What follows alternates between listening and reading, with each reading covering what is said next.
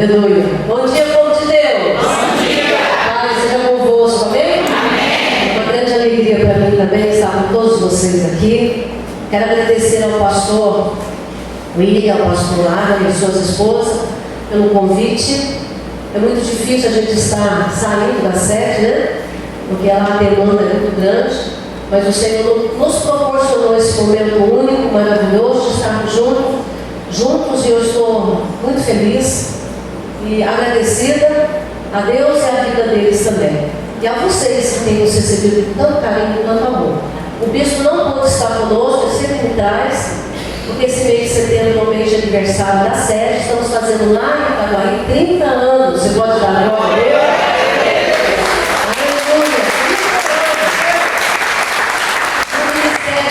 Consolidado, abençoado, muitas vidas salvas, curadas, libertas.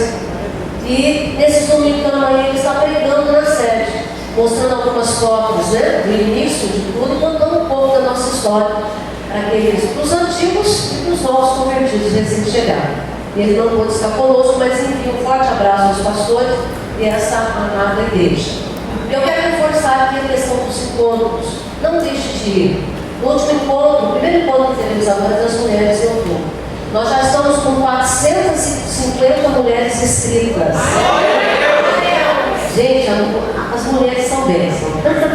450 mulheres inscritas. Eu pedi para parar, para as inscrições, e agora eu tenho que ajeitar para ver se tem mais alguma vaga. Essa semana a gente está vendo se tem mais alguma vaga. Nós já estamos com 450 mulheres inscritas. E o ano passado, muitas mulheres foram salvas e curadas. Como o pastor falou aqui, Deus faz. O que Deus faz nos encontros, normalmente Ele não faz nos cultos.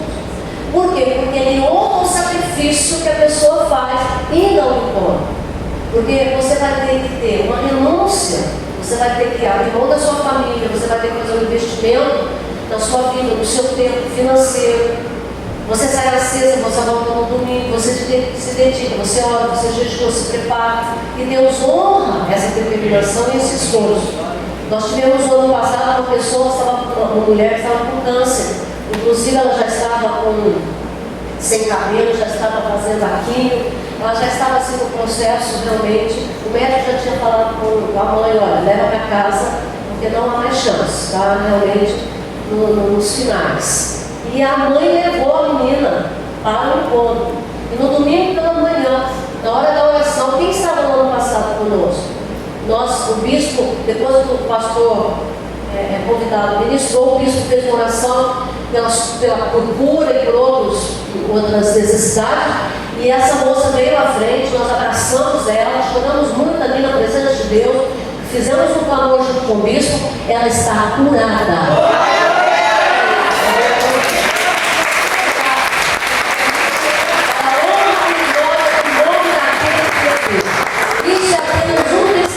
Sem falar no testemunho dos jovens que voltam renovados, avivados, os homens, porque se tem alguém que é duro na queda, são os homens. Os homens mães são mais. Eu não quero, claro, não estou ofendendo os homens aqui, mas os homens são mais racionais, são mais complicados nessa área espiritual. Quando o homem se converte de verdade, é uma bênção, não aposto com pau, mas até chegar lá há uma trajetória complicada. Mas um monte de homens quebrando os homens, eles vêm também totalmente transformados, avivados, com dons, com chamado. E os nossos jovens, irmãos, o encontro é uma ferramenta poderosa, uma agenda de Deus para as nossas vidas, não fique de fora, em nome de Jesus. Vamos lá, a palavra de Deus. Abra sua Bíblia em Efésios capítulo 2, versículo 1. O pessoal da multimídia puder jogar o versículo aí. Irmãos, eu peguei um resfriado muito forte recentemente, então só deu uma engasgada, uma tossida aqui. Os irmãos estão comigo, de paciência comigo. Eu estou saindo de uma gripe, de uma infecção na garganta, mas até aqui nos ajudou o Senhor, né? Alguns irmãos já estão de pé, se a igreja quiser ficar de pé na leitura da palavra de Deus. O pessoal da multimídia colocou uma versão diferente, mas é exatamente isso que eu estarei falando nesta manhã. A minha versão diz assim, Efésios 2:1, Ele nos deu vida, estando vós mortos nos vossos delitos e pecados. Vou repetir. Ele vos deu vida, estando vós mortos nos vossos delitos e pecados. Ó Pai, nós te louvamos nesta manhã pela porção bendita da tua santa palavra, eterna palavra, palavra poderosa, alimento para a nossa alma, que possamos assimilar com profundidade a tua mensagem nesta manhã. Todo bloqueio emocional, espiritual, todo cansaço, distração, tudo que não provém de ti, seja jogado por terra agora, removido no nome poderoso de Jesus. E que possamos estar ligados, atentos, conectados ao trono da tua graça, para receber a bênção nesta manhã, em nome de Jesus. Que todos digam amém, amém e amém. Vamos lá. Irmãos, estamos aí, vocês principalmente, parabéns por essa ação maravilhosa de fazer desse mês um mês onde vocês estão lidando, combatendo o suicídio, dizendo não ao suicídio, sim à vida, uma defesa à vida. Os índices de suicídio a nível global é assustador. Assustador. Porque estamos vivendo uma geração de uma sociedade doente. O povo está doente. As pessoas estão doentes. E é uma doença na alma, na psique. É uma doença onde a pessoa faz o check-up e o médico fala: procure um psicólogo. E as farmácias estão vendendo uma quantidade enorme os antidepressivos, ansiolíticos, como nunca venderam. A sociedade está tão doente, tão doente, tão doente, que os consultórios, os atendimentos na área da saúde mental e emocional estão superlotados. Hoje, ser um psicólogo vale a pena dentro da questão financeira, porque estão superlotados. E aí nós estamos preocupados com isso, porque também há dentro da igreja do Senhor Jesus, a nível global, pessoas que estão doentes, que estão sentadas nas nossas cadeiras, que assistem um culto conosco, sentam ao nosso lado, sentam na nossa frente, mas estão carregando mazelas, estão carregando transtornos, fobias, compulsões, ansiedade, depressões. Pessoas que a gente chegam na igreja, você não tem ideia que quando chega a noite, a pessoa passa a noite toda acordada, uma crise de ansiedade. E nós, pastores, temos uma responsabilidade de levar também o conhecimento e a informação necessária para que todos possam ser curados, porque esse é o desejo. Eu vou iniciar contando um testemunho. Quem já esteve no impacto conosco? Quem já esteve? Eu conto sempre esse testemunho do impacto. Nós temos um obreiro na igreja que estava no segundo casamento, e no primeiro casamento ele não era convertido, não deu certo, e ele foi para um lado, foi para o outro, mas um filho, teve um filho no primeiro casamento, e esse menino, esse testemunho de 1 ano e meio mais ou menos, ele estava com 19 anos de idade, ele não mora com os pais são separados, foi criado com a avó, um casal de tios e um primo. E tem um quarto onde ele dorme com o primo, uma cama dele, uma cama do primo. E o primo estava levantando entre 4 e 5 horas da manhã para estudar, para fazer um concurso. E um desses dias, eram umas 5 horas da manhã, o primo escutou um barulho estranho vindo da cama do menino, que é filho do obreiro. O nome do menino é Adriano. E aí ele foi até o primo, quando ele mexeu no primo, estava saindo da boca.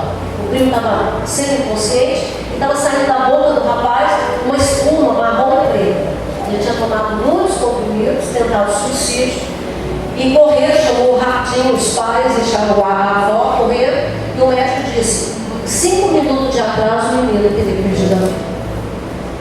O obreiro, pai do menino, lá da sede, pastor, em nome de Jesus, atende meu filho, ele não é da igreja, ele não faz parte do rol da membresia. Mas é meu filho, eu preciso de ajuda, eu preciso de alguém que eu confio para poder atendê-lo. E aí eu chamei o menino, marquei o menino, ele chegou na minha sala e eu perguntei para ele: você sabe quem eu sou? Ele disse: sim.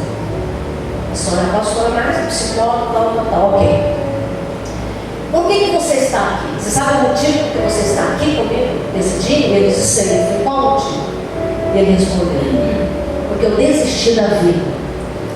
E eu fiz a segunda pergunta, a terceira pergunta: por que você desistiu da vida? E ele só fez assim com o dedo: porque tem um buraco aqui dentro. A pergunta é: por que as pessoas desistem da vida? Porque o índice de suicídio, de angústia que aumentava cada dia. Porque todos os especialistas que trabalham na área emocional, na saúde mental, eles dizem a mesma coisa, é consenso, estatística. Quem pensa em morrer tem fome e sede de vida. Não quer exterminar a vida, quer exterminar a dor. Há uma dor que ele carrega, ele não sabe resolver. Há um conflito que está consumindo a sua alma, que está lhe roubando o prazer de viver, que está lhe roubando o prazer de amar, de se relacionar, de lutar, de conquistar. Então, toda pessoa que pensa assim, eu vou falar hoje dessa manhã que a questão, quando você fala de morte, você está falando de vida. E na verdade, a pessoa que pensa em suicídio não quer morrer, ela quer matar aquilo que está dentro dela, destruindo a sua vida, a dor emocional. E para a gente poder entender isso, você precisa entender lá em Isaías 61, não precisa abrir no livro de Isaías 61, eu vou ler rapidinho, diz assim: o Espírito de Deus está sobre mim. É uma profecia sobre Jesus. Porque o Senhor me ungiu para pregar as boas novas aos quebrantados e enviou-me a curar os quebrantados de coração e a proclamar libertação aos cativos e a pôr em liberdade os algemados. Jesus veio nos salvar da perdição do inferno, sim, mas Jesus também veio curar a alma ferida.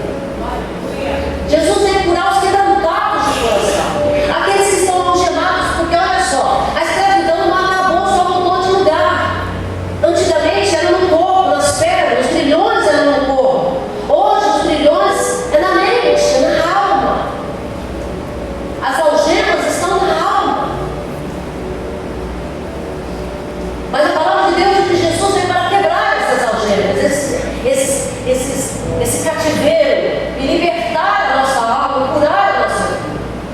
Porque a palavra de Deus nos ensina que o homem é um espírito que possui uma alma e que habita no corpo. A dimensão mais importante do homem é o espírito. O espírito é a dimensão que você faz a conexão com Deus. O seu relacionamento íntimo é no espírito. É no espírito que você é recriado em Cristo Jesus. A salvação está no espírito. Tanto que nós acabamos de ler que ele vos deu vida, estando vós mortos nos vossos delitos e pecados. Quem estava morto dentro de mim e que Jesus trouxe vida? O meu espírito estava morto. Aleluia! Então, quando Deus fez o homem, diz que ele soprou na barriga do homem espírito de vida. Espírito. É como se Deus tivesse pego um pedacinho dele, porque Deus é espírito. Ele pegou um pedacinho e soprou dentro de nós o espírito. E o homem passou a ser alma vivente.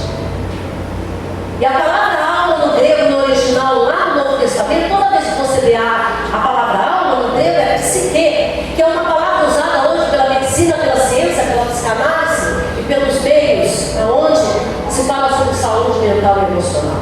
E o homem passou a ser alma vivente, a psique vivente. Psique é a nossa alma, nossas emoções, tomada de decisão, toda tomada de decisão, toda vontade passa pela alma, nossas emoções, é a nossa existência, a nossa consciência existencial. A nossa psique, a nossa alma, é a nossa existência, e a nossa consciência dessa existência, é o nosso currículo de vida, a nossa história. Por isso que não há como separar, depois que o homem passa a ser alma vivente, não há como separar espírito e alma. O único elemento no planeta Terra que tem o poder de penetrar e dividir alma e espírito é a palavra de Deus. Ela é poderosa para ir na minha psique, na minha alma e curar as minhas feridas, as minhas mazelas, as minhas dores, o meu sofrimento, a angústia que muitas vezes carregamos. E ela é poderosa para ir lá no seu espírito e fazer você nascer de novo em Cristo Jesus. Poderosa a palavra de Deus. Então, nós reconhecemos a palavra de Deus, nós da Igreja Nova Vida reconhecemos a palavra de Deus como única fonte, a primeira soberania da palavra de Deus. Ela é soberana acima de todas as filosofias e todas as teorias. Então, nós reconhecemos e defendemos a soberania da palavra de Deus como fonte infalível e correta.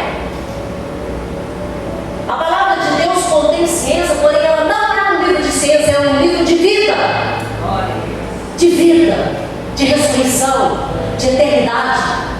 O salmista diz: é luz para os meus caminhos, é saúde para os meus ossos, é remédio para a minha alma. Tudo que nós precisamos está na palavra de Deus. Todas as respostas estão na palavra de Deus. Então, todo conceito filosófico ou psicológico ou científico deve ser filtrado e avaliado à luz da palavra. O cristão, ele tem que avaliar tudo à luz da palavra. E se não estiver coerente com a palavra, tem que ser rejeitado. Para o não cristão, para o ateu ou para o não cristão, ele percebe o homem apenas em duas dimensões: psíquica e física. Para o cristão, não. O cristão percebe o ser humano em três dimensões: psíquica, física e espiritual. E é isso que nós temos que entender. Então, para nós, povo de Deus, quem é povo de Deus aí? Levanta a mão da glória a Deus. O homem é um ser orgânico, um ser psíquico e um ser espiritual. Três dimensões. Mas como o pecado entrou na humanidade, ele danificou as três dimensões. E hoje sofremos, vivemos um caos no planeta e um caos dentro de nós por causa do pecado. O pecado trouxe problemas espirituais, como falta de perdão, mágoa, opressão e possessão. Problemas psicológicos, como os transtornos emocionais, as fobias, as síndromes e as doenças mentais. E trouxe os problemas orgânicos, doenças clínicas, crônicas e psicossomáticas, e vai por aí afora. Uma lista incontável. Mas o desejo de Deus, como diz aqui, que a irmã Jéssica falou semana passada, o desejo de Deus é que você seja curado. Ele tem a cura e ele quer nos curar. O apóstolo Paulo diz: seja próspero a tua alma, seja próspero no teu espírito, seja próspero no teu corpo. Esse é o desejo de Deus, está na palavra de Deus. Quem crê nisso, diga amém. Amém. Nós estamos dando um estudo lá na sede, todo uma matéria especial, chamado Espiritualidade Emocionalmente Saudável. E agora nós estamos no ponto onde eu estou dando espiritualidade emocionalmente doentia. 10 sintomas de doença, de espiritualidade emocionalmente doentia.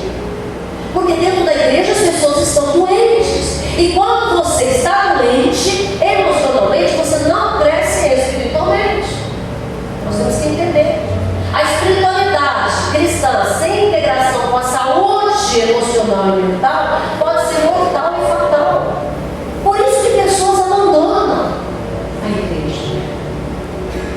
Por isso que pessoas atacam, criticam, sofrem, se isolam, choram, entram em depressão, porque querem crescer espiritualmente, mas sem saúde emocional não há crescimento. Enquanto a igreja não tomar consciência disso, ela não vai poder crescer. Muitos vão continuar meninos emocionais. E se continuam meninos emocionais, continuam meninos na fé. O apóstolo Paulo diz: quando eu era menino, eu andava como menino, eu falava como menino, eu sentia como menino, mas hoje eu sou homem. Deus espera adultos na fé, para ele poder cumprir o propósito e a missão que ele tem para cada um de nós. Mas ele só pode agir quando nós crescemos na fé. E a gente só cresce na fé quando crescemos emocionalmente. A igreja precisa tomar consciência disso. A saúde emocional e a maturidade espiritual são inseparáveis. Mas sabe o que acontece conosco? A gente entrega tudo para o Espírito Santo, só não entrega aquela área obscura. Aquilo que sabe, aquilo inconsciente, recalcado. Onde estão as nossas mazelas, nossas feridas, nossas dores, aquilo que nós passamos, os traumas, as traições, as decepções, as tristezas se carregando. Eu tenho uma imagem aí, coloca para mim a imagem do iceberg. Você já deve estar cansado de ver essa imagem lá na sede, nem aguenta mais. Mas eu tenho que falar, não posso parar, deixa eu te falar.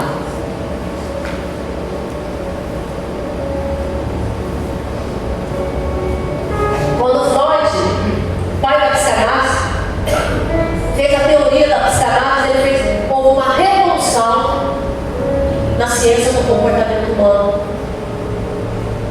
Tudo mudou. Foi um divisor de águas.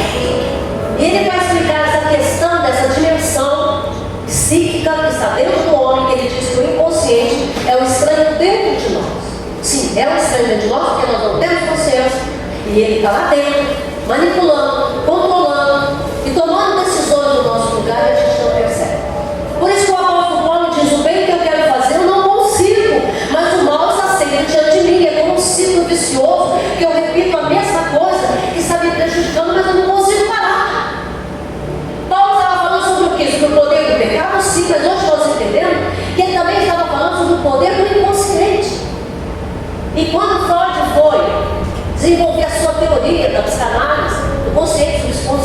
você, do aparato psicológico, que a maioria já deve saber. Ele fez essa metáfora do iceberg, ele diz aquela pontinha de cima, é o consciente, é tudo aquilo que você consegue ver, enxergar. Mas tem uma parte submersa que você não enxerga e não tem consciência, que é a maior parte que está dentro de você, que é onde estão as nossas mazelas psicológicas, as nossas dores, nossos traumas, nossas perdas, nossas angústias. É daqui que sai toda a doença que provoca o desejo de matar, de morrer, de sumir, de se isolar, de se afastar, de eliminar, de cortar, de não viver. Porque nós entregamos, nós nos convertemos, nós entregamos tudo para Jesus, mas não entregamos essas camadas profundas. A maioria não entrega. Por quê? Porque ela está na nossa ferida e a gente não quer tocar nessa ferida. A gente não toca e não deixa o Espírito Santo tocar. Camadas inteiras da vida emocional enterradas, intocadas pelo poder transformador de Deus. As raízes são as raízes daquilo que somos, continuam assim intocáveis. Por isso que muita gente está dentro da igreja doente. Meninos emocionais, meninos espirituais não crescem, anos após anos não crescem, porque a sua alma está doente. Aqui ó, essa área aqui está intocável. Seus traumas, suas feridas. Não é possível ser espiritualmente maduro enquanto se permanece emocionalmente imaturo. É uma realidade. Se eu não tomar consciência da seriedade dessa questão e deixar essa parte intocada pelo Espírito Santo, eu vou continuar a mesma pessoa dentro da igreja. Nasci de novo, meu espírito nasceu de novo, eu tive uma experiência com Deus, mas a minha mente não foi reprogramada. Não foi curada. A minha psique não foi curada. Eu continuo a mesma pessoa em questões emocionais.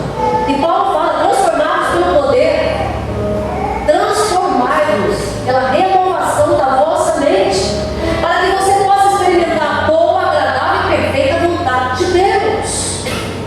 Está claro na Escritura Sagrada. Há um subdesenvolvimento emocional enorme, gritante dentro das igrejas, porque há uma ignorância muito grande com referência a essa questão. Cuidam da área espiritual, mas esquecem da área emocional. Aí complica a vida. Quem conhece Augusto Cury? Levanta a mão, quem conhece? Augusto Cury, ele é um psiquiatra de renome global, a nível da Europa, todo mundo sabe, brasileiro. Ele definiu uma nova doença, um novo conceito de doença mental chamada Síndrome do Pensamento Acelerado. Quem já leu esse livro dele, eu já ouvi falar. Muito bem. Ele diz que essa situação estará presente, essa síndrome estará presente em 80% da população. Isso é gravíssimo. Isso é preocupante demais. Quais são as consequências características dessa síndrome? Ansiedade, mente inquieta, agitada, insatisfação, cansaço físico, irritabilidade, impaciência, déficit de atenção, concentração, de memória, entre outros. Sem falar da comorbidade, porque uma doença puxa a outra. Sem falar das doenças do século, os transtornos de humor, que é a depressão, e de todos os transtornos de ansiedade, que são vários. Aí eu gosto muito de Augusto Cury, que ele coloca de uma forma muito clara, uma forma leiga, para que a gente possa entender o que está acontecendo dentro de nós. Eu já falei isso no impacto, já falei, que já deve ter ouvido falar, mas eu sempre adoro. Ele fala que existem 3 tipos de janela das nossas lembranças. Ele chama de janela. 3 janelas que contêm lembranças e memórias. Existem as janelas neutras, que correspondem a 90% da nossa memória, que são lembranças neutras. Em tese, não tem conteúdo emocional. É a lembrança do número do telefone de alguém, do nome de alguém, daquela forma de matemática que você aprendeu na escola, etc. As janelas killer, a palavra já fala, são lembranças assassinas. É a área da nossa vida, são lembranças que contêm um conteúdo emocional angustiante, fóbico, tenso, depressivo, compulsivo. É a zona de conflito que está dentro de nós. Está ali, aqui dentro. Todas as lembranças que estão ali assassinam o nosso corpo, bloqueiam as nossas respostas inteligentes em situações estressantes, em situações de conflito. Essas lembranças bloqueiam, você não consegue dar uma resposta inteligente. Por isso que muitas vezes fazemos o que não queremos. Quebramos a cara, tomando decisões erradas. Basta um pequeno gatilho para abrir essa janela, o conteúdo que não foi elaborado, que são doenças, que são lembranças que não foram elaboradas, não foram processadas, nós jogamos debaixo do tapete, está recalcado, está escondido, está no inconsciente, ou então, de vez em quando tem a conta, mas a gente joga no inconsciente novamente, não queremos saber. Basta um gatilho, uma perda, uma frustração qualquer, a janela se abre, todo aquele conteúdo fóbico vem, traumático, doentio, somatiza com o que você está vivendo agora, potencializa e você surta. E ninguém entende que você surtou. Com acúmulo. Com acúmulo. Essas janelas, essas lembranças nos controlam, asfixia nossa alma, adoece o nosso corpo, nos leva a pensar em morrer. Leva muita gente ao suicídio. Rouba o nosso prazer pela vida, destrói nossas habilidades emocionais e intelectuais. E são construídas a partir de estímulos, de momentos traumáticos, como traição, humilhação, falência, abandono, rejeição. Nós não processamos esse tipo de coisa, porque nós achamos que podemos conviver, jogar de lado para frente. Todos nós fazemos isso, nem seguir a vida. Não tem como. Aquela perda, aquela ferida, ela vai sair pelo comportamento. Ela vai dar um jeito de sair da sua vida, e daqui a pouco ela vai ser produzida, reproduzida numa doença, numa síndrome, numa fobia, e você não sabe nem por que você está com aquela crise de ansiedade. E as janelas largas são as lembranças saudáveis, que contêm prazer, tranquilidade, que desenvolvem as funções mais complexas da inteligência, como resiliência, empatia, pensar antes de agir, determinação, habilidade de recomeçar, capacidade de proteger a emoção. Por isso que as nossas crianças têm que ser protegidas, o emocional da nossa criança tem que ser protegido. Ela tem que ser lembranças tight, para que eles possam crescer de forma saudável. Porque o trauma não se manifesta como uma lembrança, o trauma se manifesta no comportamento. Por exemplo, a agressividade infantil é um conflito interno que a criança não está sabendo lidar, sai do comportamento. Eu vou falar aqui rapidinho alguns comportamentos de pessoas que estão com suas feridas abertas, mal processadas, que precisam de cura na alma. Vou falar rapidinho aqui. Medo de falar em público, dependência emocional, medo de ser rejeitado, medo de ser traído, medo de ser trocado, dificuldade de se expressar, ser impulsivo demais, medo de sair de casa, medo de ser julgado, dificuldade em confiar nas pessoas, sentir culpa por erros que nem cometeram. Alguns sintomas de frisamento. Escuta, o corpo torna-se porta-voz da alma. A alma está doente, o corpo manifesta a doença. E você começa a ter comportamento que você não entende por que está doente. Por que você tem há tantos anos aquele comportamento? E aí, trazendo para a igreja, a espiritualidade se torna doentia, emocionalmente doentia. Então vamos marcar aqui com os pastores da igreja para trazer esse estudo. Quem quer esse estudo aí? Levanta a mão. 10 sintomas de espiritualidade emocionalmente doentia. Eu vou falar um só nessa manhã, que eu tenho misericórdia, pastor. Tem que dar mais 5 minutos. Eu tenho um recado de Deus para a sua vida. Mas para você entender, eu tenho que falar tudo isso que eu estou falando. Amém? Tenha paciência comigo, irmãos. Vai valer a pena. No final vai valer a pena. Aleluia. E um dos sintomas da espiritualidade emocionalmente doentia é espiritualizar o conflito. Nós queremos espiritualizar o conflito. Sim, existem conflitos que vêm de Satanás, que vêm do inferno, é espiritual. Mas nem todos. Muitos conflitos é resultado da nossa falta de sabedoria. Da nossa, de repente, dificuldade em lidar com a situação. Falta de informação, falta de ajuda. E aí criamos conflitos. Mas nós não queremos enfrentar o conflito. Nós não queremos enfrentar a situação, não queremos sentar com o outro para resolver. Não queremos sentar com o cônjuge, com o patrão, com o pastor, com o líder de viver. E aí o que nós fazemos? Ninguém gosta de conflito, mas os conflitos existem para serem resolvidos. Jesus enfrentou todos os conflitos, ele não espiritualizou, seja com o sacerdote ou com a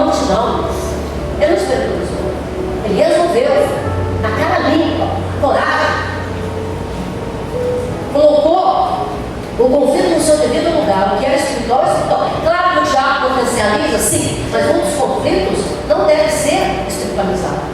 Nós temos que resolver os conflitos. Nós criamos, junto com a outra pessoa, temos que resolver. Mas nós fugimos. Porque a nossa ideia é o seguinte: para suavizar o conflito, eu vou varrer para debaixo. Varremos o conflito para debaixo do tapete e queremos seguir a vida, queremos seguir Jesus. Não tem como seguir Jesus, os propósitos de Jesus, se eu não resolver o conflito. Eu tenho que fechar o conflito para ele continuar a caminhar. Mas nós espiritualizamos, jogamos a culpa no diabo, jogamos a culpa no outro, fazemos transferência de culpa, não assumimos. E aí o que nós fazemos? Começamos a ter um comportamento de gente doente, espiritualmente e emocionalmente doente. Eu vou ler alguns comportamentos de pessoas que espiritualizam conflito, que varrem o conflito para debaixo do tapete e são doentes, tão doentes, precisam de ajuda. Então vou ler aqui alguns aqui rapidinho, fique ligado.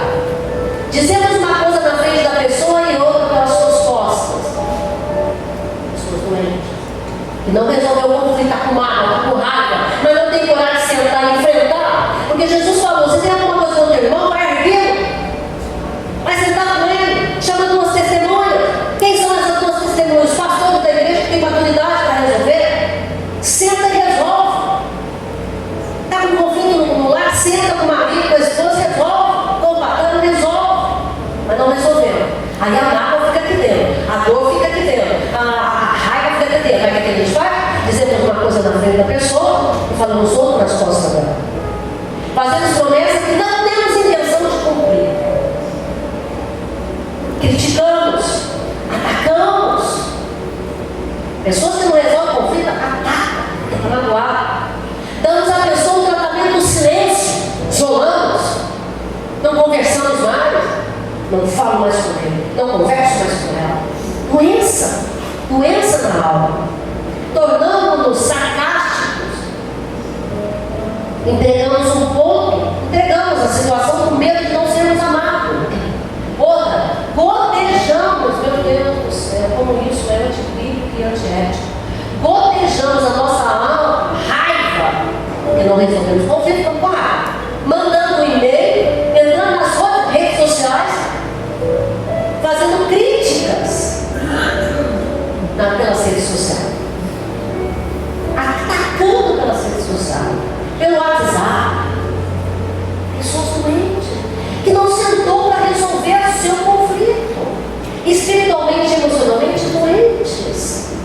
Outra, contamos parte da verdade, dizemos sim quando queremos dizer não, evitamos, mantemos longe, cortamos. Sim, algumas pessoas têm que ser cortadas da nossa vida, mas nem todos. Encontramos uma pessoa de fora que não é do ministério, que não é da família, que não é do trabalho, que não tem nada a ver, não entende nada, não está sabendo de nada que está acontecendo, com quem podemos conversar para acalmar a nossa ansiedade.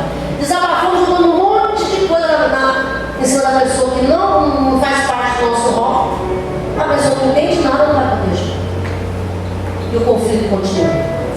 Jesus nos mostra que cristãos saudáveis não evitam conflitos. Eles resolvem conflitos. Quem está entendendo até agora? Ali estamos num século chamado século da era da velocidade.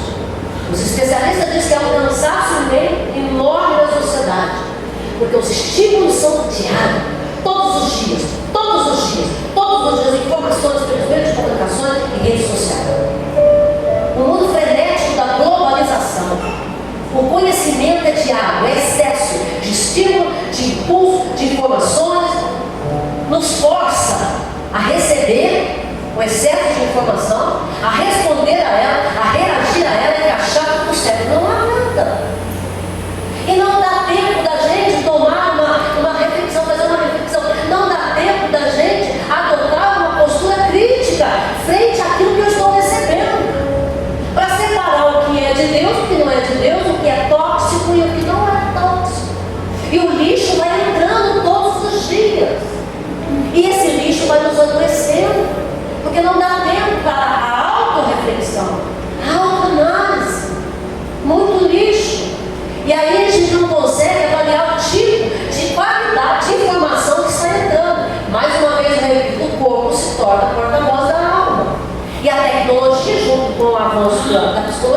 comportamento.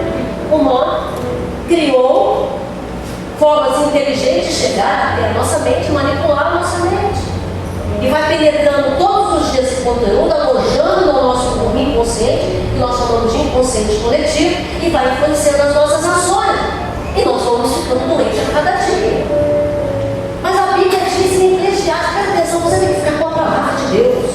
Você não tem que entrar nesse ritmo frenético. Não há necessidade, quem controla a sua vida é Deus. Quem sustenta a sua vida é Deus. O pão não vai faltar na sua mesa. Aleluia. Deus está presente na sua vida e Ele é Senhor do seu destino. Eu não tenho que ficar louca, desenfreada como o mundo está. Porque o mundo está doente, em trevas. Por isso que o índice de suicídio é muito grande. Eclesiastes diz: há um tempo para correr, mas há um tempo para parar.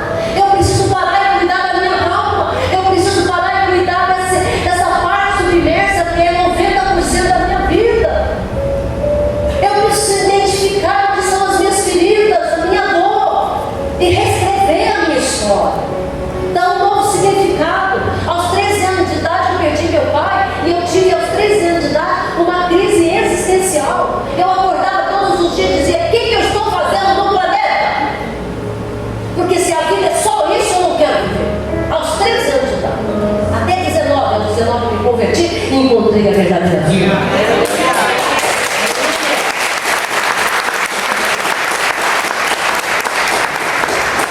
Eu preciso parar para saber o que está acontecendo comigo.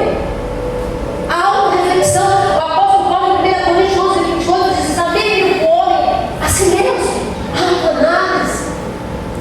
Autoanálise, reflexão. Jesus disse: um dia de cada vez. Um dia de cada vez.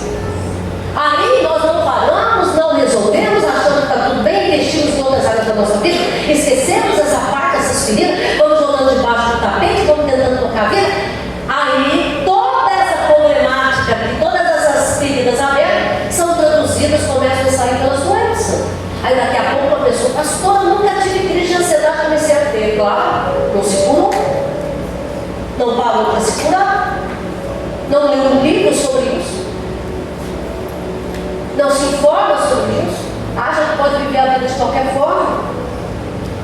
Aí se traduz em doenças psiquiátricas, transtornos emocionais, depressão, ansiedade, síndrome, mente inquietas, insônia acelerada. E aí pior, esquecemos o que é relevante.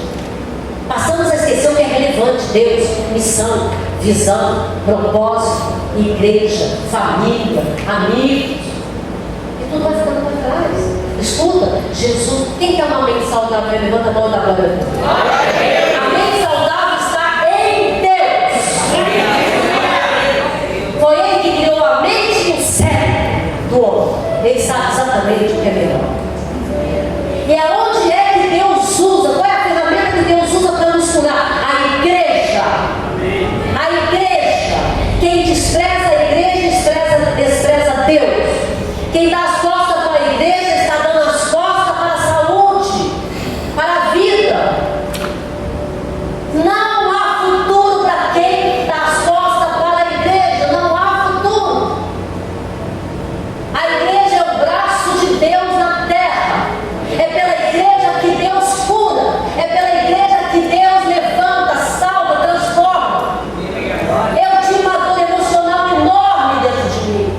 Uma dor pela perda do meu pai. Uma crise, uma menina de 13 anos, uma crise profunda existencial. Tentando entender o que é o significado da vida. Aos 13 anos, 19 anos, eu não saía, não ia para festa, não ia para cinema, não ia para lugar nenhum. Eu trabalhava porque eu estava sustentando meus irmãos menores. E estudava, eu sempre amei estudar.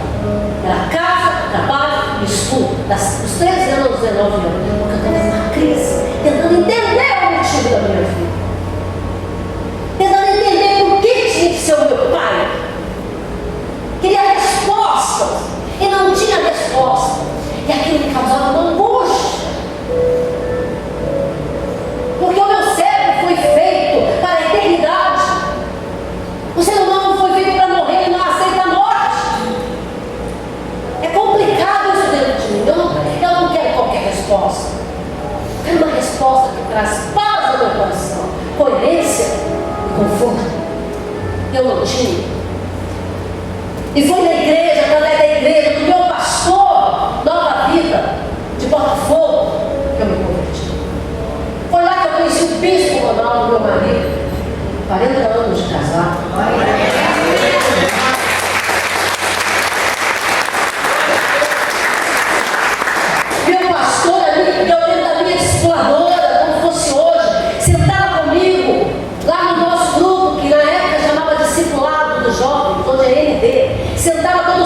falado comigo, abri a Bíblia, me deu uma Bíblia de presente e disse: Marcos, abre aqui no versículo tal, tá vendo esse versículo? E me explicava, me deu. Ali eu encontrei a minha cura. Deus me curou pela igreja. Eu nunca tomei um antidepressivo. Eu nunca fui a uma psicoterapia. Deus usou o meu pastor, Deus usou os cultos, Deus usou o NT, Deus usou a palavra de Deus, a minha discipuladora e o meu grupo de discipulado. Da igreja eu fui curada. Eu me lembro como fosse hoje a minha discipuladora, quando ela leu para mim aquele versículo, que Deus me escolheu antes da fundação do mundo. Eu chorei. Eu chorei como uma criança, porque aquilo foi tão profundo no meu coração, eu me senti tão amada. Eu disse: como? Deus me escolheu antes da fundação do mundo, antes de eu existir. Eu entendi naquele dia que o propósito da minha vida era tão grande, mesmo que eu não conseguia enxergar. Que o propósito da minha vida foi criado antes da minha existência e ia continuar depois da minha morte. Então eu precisava descobrir qual era o propósito, porque ele foi criado antes da minha existência. Ele era muito profundo e muito importante, e ele ia continuar depois da minha morte. E foi através da igreja, porque Deus tem um plano. E outra coisa, a igreja que cura, a igreja que resgata, a igreja terapêutica é uma igreja biblicamente apostólica, profética e pastoral. A igreja tem que ser uma igreja família, porque Deus só fez só formou duas instituições na terra: a família biológica e a espiritual. A biológica vai acabar lá no céu, Cristo não será o meu esposo. Seremos como anjos num corpo incorruptível, que não casa, não se dão em casamento. E vai ser esposa aqui, a família biológica é aqui, no céu não, mas a família espiritual vai continuar. E Deus então colocou a igreja, estabeleceu a igreja como padrão de todo o relacionamento humano. Está lá em toda a Bíblia, a família é o padrão de todo o relacionamento humano, estabelecido por Deus antes da queda do homem. Antes da queda do homem. Portanto, é plano de Deus. Igreja é plano de Deus, igreja é família. Biblicamente apostólica, profética e pastoral, para cumprir a sua missão de não só resgatar do inferno, mas curar a alma do doente. Porque trocar de coração. A família, irmãos, é essencial para a construção do homem. A igreja sem você vai sobreviver. Você sem a igreja não vai sobreviver. Você vai morrer. Como eu também sem a igreja morrer. A chama vai se apagar e o meu destino vai ser o inferno. Porque a igreja é que nos mantém na chama. Mas muita gente não se conscientizou. Mas o diabo sabe, por isso que ele impede o povo para se comprometer, se envolver, se integrar. É na igreja que você recebe o senso de pertencimento. Vai lá nos livros de psicologia, toda a ciência, todo psicólogo já chegou a essa conclusão. Sem um senso de pertencimento, é um vazio, é um buraco dentro de você. Todo ser humano, para o seu autoestima, para o seu avanço, para o seu crescimento, para o seu desenvolvimento, tem que ter um senso de pertencimento. Eu pertenço a essa família, eu pertenço a esse lugar. Deus criou a igreja para gerar presença, pertencimento, comissão, no espírito de unidade. A igreja reproduz um ambiente saudável de família. Aquilo que você não teve na família biológica, você tem que ter dentro da igreja. Aqui estão os seus irmãos espirituais, irmãos de fé. Tem um pai espiritual, independente do que os ignorantes falam por aí nas redes sociais. Tem um pai. Paulo fala sobre isso. O apóstolo Paulo diz: eu sou o pai espiritual de você. O restante dos pastores são seus mentores. Um só é pai espiritual. E no nosso ministério nós temos o nosso pai, depois de Deus, que é o bispo. Os pastores que são nossos mentores, e os nossos irmãos na fé, família. E é nessa família que Deus agiu de forma intencional para que você seja curado. Eu venci todos os meus traumas. Eu identifiquei todas as minhas feridas lá naquele iceberg. Deixa lá o iceberg, irmão, porque ninguém pode esquecer esse iceberg. Todas as feridas. Eu lembro da minha discipuladora dizendo: Márcia, você precisa vencer a dor. Porque eu estava de luto, eu estava no processo de luto dos 13 anos, 19 anos. O processo de luto normalmente, dependendo da sua psique, das suas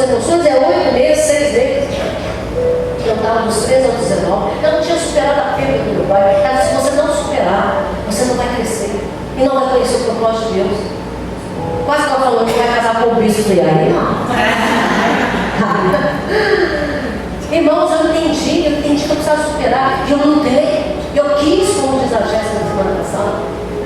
E quando Deus viu a minha disposição, quando Deus viu a minha reação, quando eu dei o primeiro passo para a cura, Deus, Ele conheceu, Ele curou. Eu tenho a lembrança, tenho, mas não tenho mais a dor. Eu posso contar como era meu pai, como ele morreu, eu posso contar tudo. Parece que é uma outra menina chamada Marta de 13 anos, eu não sinto mais nada. Eu sou saudade. E é na igreja que eu fui curado. É na igreja que Deus dá um propósito de vida. Presta atenção. Nada fará sentido na tua vida. Presta atenção no que eu estou falando em nome de Jesus. Nada fará sentido na sua vida enquanto você não descobrir o propósito de Deus para a sua vida. Você não é fruto do acaso. Houve um plano, houve um propósito traçado por Deus antes da sua existência. Tem algo grande que Deus planejou para você. Mas nada fará sentido se você não descobrir. E aonde que você vai descobrir o propósito de Deus? Na igreja. Deus vai revelar através da igreja, num culto, no MD, no estudo do MD, no MDL. Aqui, na sua família, o Espírito Santo vai usar alguém, o seu pastor, e Deus vai te mostrar qual é o propósito. É na igreja. Ele estabeleceu a igreja. A última vez que eu estive aqui, eu falei sobre isso. Quem quer voar como água, levanta a mão e dá glória a Deus. Não, vou pedir perguntação. Quem quer voar como águia? Para voar você precisa de duas asas. A primeira é o culto e a segunda, os grupos pequenos. É lá no MD, 3, 4, 5 irmãos sentados em círculos, unidos no seu espírito, que você abre o seu coração. Que Deus ministra sobre você. É no culto aqui. Está aqui o pastor pregando, de repente vem uma unção profética e ele libera uma palavra de cura e você vai lá onde você está sentado. É aqui na família de fé. Porque o ambiente, o MD, presta atenção, o MD é bíblico e efetivo. Porque está lá dentro da igreja primitiva. É o plano de Deus para a nossa vida. Mas as pessoas não conseguem entender isso. Por isso permanecem doentes. O MD promove um ambiente de crescimento, de cura, porque somos seres relacionais. E é nesse relacionamento que Deus vai curando. É no MD que você recebe, MD é a igreja que você recebe a sua identidade. Você precisa saber quem você é. Quem eu sou? Quando você descobre quem você é, mais fácil descobrir o propósito. Eu sou filha de Deus, eu nasci para a glória de Deus.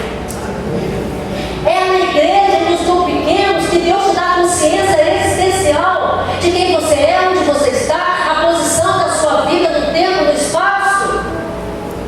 Sem a consciência existencial, você seria um átomo perdido.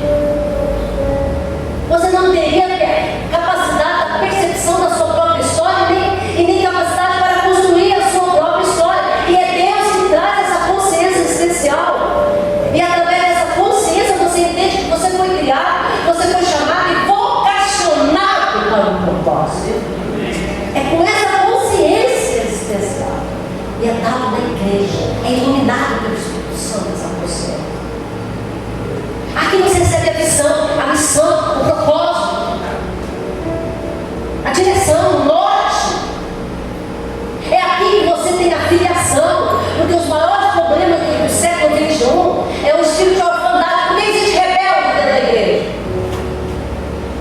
Porque existem pessoas que se levantam contra a liderança maior, levantam contra a igreja, a denominação, racha, leva um monte de gente junto, de fã, rebelde, espírito de orfandade, não se sentem filhos, não possuem filiação, não têm vínculos de fraterno, de amor, de irmão. Jesus disse em João 14:18: não vos acharei órfãos, voltarei para vós outros.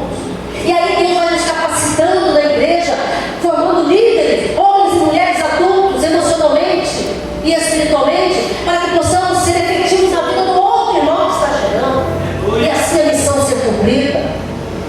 Escuta, a psicologia psicanálise diz o seguinte, pastor, pode ser mais um. Irmão, mais um pouquinho. Amém. psicanálise, a psicologia diz que a cura da dor emocional vem da fala. Associação livre. Quando Freud começou a descobrir que a cura vinha pela fala, ele botou aquele divã, lembra do divã? O símbolo do divã? O símbolo do divã. O divã simboliza associação livre. A pessoa deitava e começava a falar da sua vida. E nisso que ela vai falando, contando, ela vai elaborando e processando as suas questões, as suas mazelas, as suas dores. Aí todo mundo diz, caramba, Freud é o cara. Não, Freud não é o cara. O cara é o apóstolo Tiago. Porque antes de Freud, Tiago 5,16 diz assim: confessar pois os vossos pecados uns aos outros e orar um pelos outros, a seres curados. Aqui na igreja, meu irmão, quando você chega aqui, porque irmão, o mundo da sociedade diz que os psicólogos é a escuta do século XXI.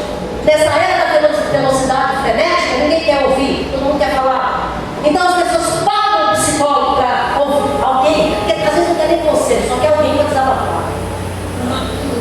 O psicólogo é a escuta do mundo. Não é.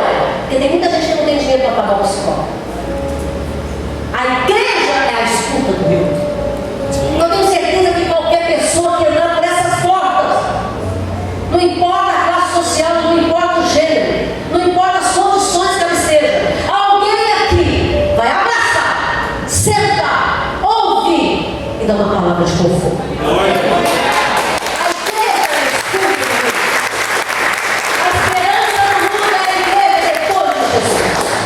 E nós precisamos nos conscientizar. A dor da alma sai como? Sai falando, ela fala, é comunicando, é contando. Nós precisamos chorar as nossas lágrimas.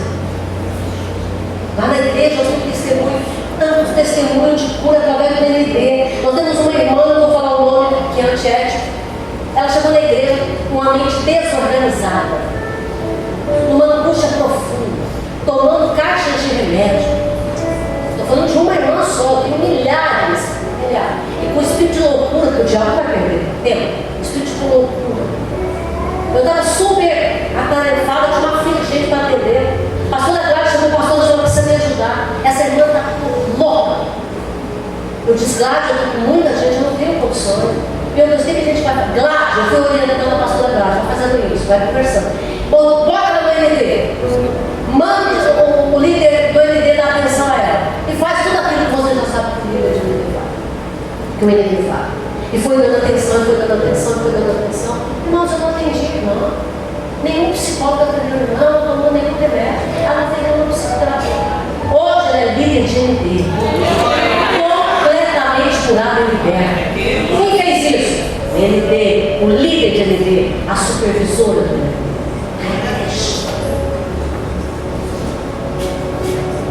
Então, meus queridos, presta atenção. Há uma grande responsabilidade. Você tem uma grande responsabilidade com a sua vida, com a sua mente, com a sua disciplina. Se você não cuidar dessa área da sua vida e receber todos os benefícios que a igreja está proporcionando à sua vida, para que você seja curado, se você ignorar isso, colocar essa poeira debaixo do tapete, eu tenho uma má notícia para você. Você vai entrar no meio sem saber. Em contrapartida, a esperança para quem está na igreja, para quem se compromete, para quem ouve e pratica. Deus está aqui falando. Quem recebeu a palavra? Agora cabe a cada um de vocês. Eu vou terminar com o testemunho que veio lá na celebração, quem foi envolvido. Terminar com o testemunho de Freud. Freud foi um grande pensador, pai da psicanálise, um grande homem. Só que ele era um judeu ateu. Ateu. Não acreditava na dimensão espiritual, não acreditava em Deus, não acreditava em nada. Quando falavam para Freud sobre os crentes, Freud ria. Zombava. Era ateu. Freud diz o seguinte: quando pediram a opinião dele sobre a crença em Deus, sobre a fé em Deus dos cristãos, ele diz assim: esse povo crê em Deus. Segundo Freud, esse povo crê em Deus, acredita em Deus, porque a fé em Deus subsiste na mente humana, porque o homem tem necessidade de um pai protetor. Não tem pai, não tem mãe, não tem família, não tem necessidade. Ou porque O homem tem o desejo de transcender a morte, ele não aceita a morte, a finitude da vida. Então, como ele tem desejo de transcender a morte, ele tem em Deus, ele tem fé em Deus. Ou para suportar as mazelas e as demandas da alma. Ele acreditava que o povo que acreditava em Deus, que cria em Deus, ele tinha esse conceito. Era um povo de um intelecto pequeno, de uma inteligência pequena.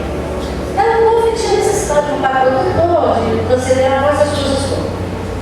Mas aconteceu uma coisa muito interessante aos 67 anos de vida.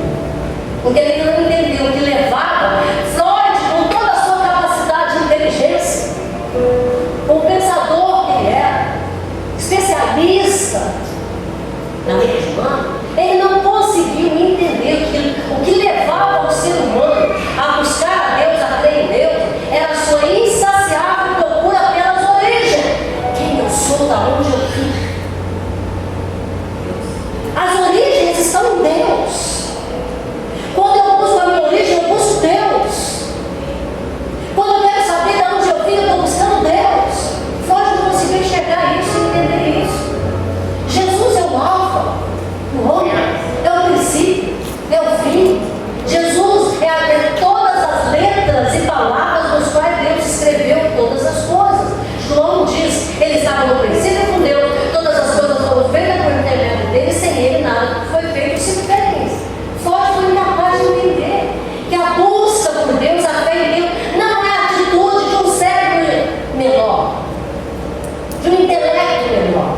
Pelo contrário, é um ato inteligentíssimo do ser humano. É um processo inteligentíssimo do ser humano, da mente humana. Sabe por quê? Porque nós não aceitamos a resposta que a ciência dá sobre a morte, sobre a vida. Quando você pergunta para o ateu, e aí, você vai morrer, depois vai fazer o quê? Vai virar o quê? Ele diz, poeira cósmica. E aí, depois que você morrer, a vida pós-túmulo? Que vida pós-túmulo? Não tem vida pós-túmulo, é vácuo existencial. Escuta, você acha que a minha mente, criada por Deus, vai aceitar esse tipo de resposta? Isso me deixa em conflito. Isso me deixa em conflito, eu vou parar de existir. Depois da morte eu vácuo, por que eu estou aqui? Que razão não existe a vida se depois que eu morrer eu vou virar um vácuo existencial? Vou virar uma poeira? O meu cérebro foi feito por Deus. Deus colocou a imortalidade dentro de nós, Deus colocou a eternidade dentro de nós, está lá em Eclesiastes. Também pôs a eternidade no coração do homem. Não é qualquer resposta que traz conforto para nós. Não é qualquer resposta que traz paz para nós. Eu não aceito esse tipo de resposta. Deus me deu inteligência, capacidade, colocou a eternidade dentro de mim para não aceitar esse tipo de resposta. Eu preciso saber de onde eu vim. Eu tenho que ter resposta coerente, que me traga paz e conforto. E a resposta da ciência do ateu não me traz. Mas Freud batia no peito e levantava a bandeira. Não tem vida após morte. Mas quando ele chegou aos 67 anos, ele teve uma crise depressiva. Que é, pastor? Ele teve depressão profunda e crônica. Por quê? Porque apareceu um câncer na boca de Freud. E o médico disse, você vai morrer. Porque não tinha os recursos de hoje, era morte séria. Por isso que a maioria dos psicólogos cristãos dizem a mesma coisa. Toda ideia sobre a morte é sempre a manifestação da vida. Deu para entender? Vou repetir. Toda ideia sobre a morte é sempre a manifestação da vida. Por quê? Porque quem pensa em suicídio está dizendo o seguinte: quem sou eu? Por que eu estou aqui? Qual é a proposta da minha vida? É vida. É resposta sobre a vida. E Freud entrou numa depressão profunda. Porque ele desejou aquilo que ele condenou, o desejo pela imortalidade. Quando ele viu a perspectiva do fim da sua existência, ele entrou numa crise profunda. Quando ele percebeu a finitude da sua vida, escuta, quando ele percebeu o fim da sua vida, gerou uma revolução nos porões inconscientes da mente de Freud.